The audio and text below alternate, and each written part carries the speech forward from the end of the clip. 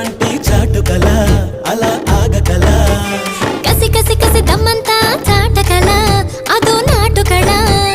ముద్దంటే మూగగా నోరూరేలా ఇద్దు నా దప్పికే చల్లారేలా